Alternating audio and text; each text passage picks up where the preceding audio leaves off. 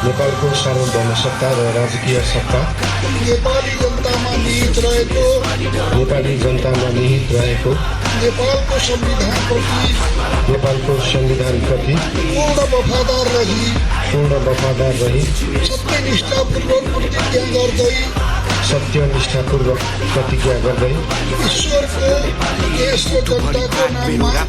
ईश्वर देश र जनताको नाममा शपथ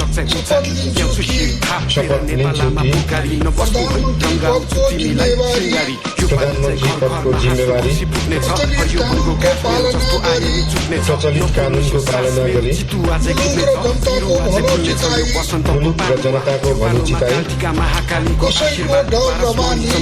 कसैको डर नमानी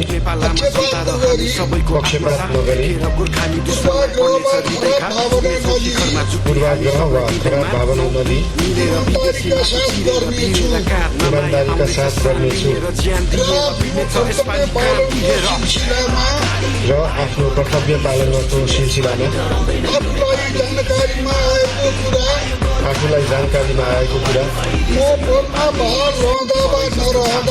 म पदमा बहाल रहँदा वा नरहँदा जुनसुकै अवस्थामा पनि प्रचलित कानूनको पालना गर्दा बाहेक अरू अवस्थामा कुनै किसिमबाट पनि प्रकट वा सङ्केत गर्ने छैन। यसपछि नवनियुक्त